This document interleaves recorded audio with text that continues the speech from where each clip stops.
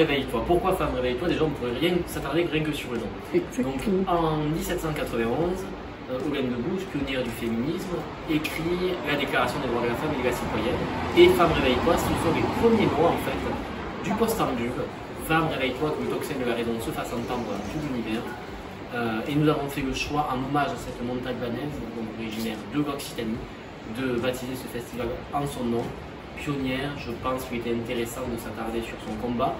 Et donc, au travers de différentes actions, nous proposons, dans le cadre du festival, du théâtre, du cinéma, des ateliers d'écriture, bref, tout ce qui peut apporter un plus culturel et aborder la thématique de l'égalité entre les hommes et les femmes. Je pense qu'en 2023, il est essentiel de parler de ces questions. Et donc, quand le festival a été créé, c'était en 2021, si je dis pas de bêtises. Et donc ça a débuté par une petite journée thématique autour des droits des femmes au sein du lycée Gabriel Fauré. L'année dernière, la mairie de Tarascon nous a soutenu pour étirer cette proposition en y intégrant du théâtre. On s'est dit bon, on va faire un festival. Et là on était sur une troisième, sachant que petit retour aux sources pour notre très chère Marie-Gouze, donc Olympe de Gouges, qui est retournée à Montauban. Donc le festival s'est fait en miroir entre Tarn-et-Garonne et Ariège. Donc voilà, proposé par l'association, mais après petit à petit on a décidé d'intégrer d'autres partenaire, que ce soit Ciné Neuf, Aigos et la Muse en Tarn-et-Garonne, le CIDFF, des compagnies de théâtre, la Voix du Strib, toutes les associations qui pouvaient se joindre à nous déjà et qui correspondaient à nos idées et notre vision des droits des femmes. On se rend compte en fait en 2023 qu'il y a beaucoup de choses à faire. Et je suis contre l'injustice.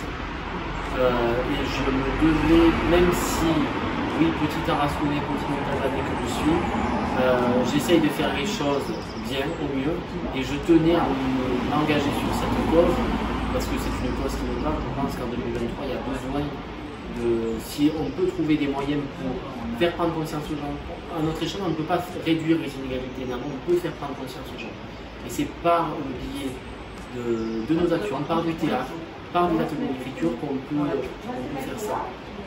Pour cette troisième édition qui s'est faite en miroir, nous avons proposé un atelier d'écriture le samedi, de marche le dimanche, vendredi il y avait du théâtre, mercredi il y avait du cinéma avec Ciné Neuf.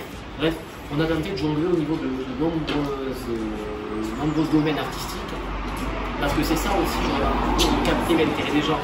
C'est pas en proposant une offre, c'est en proposant plusieurs offres qui puissent, certaines préféreront partir au cinéma, d'autres au théâtre, d'autres marcher, d'autres écrire. Bref, tenter de jongler avec tout ça pour, je pense, à mes yeux, pousser les gens à s'intéresser à cette cause. C'est ce qu'on a fait cette année, que ce soit mercredi, jeudi en Tarn-et-Garonne, vendredi, samedi ou aujourd'hui avec cette marche.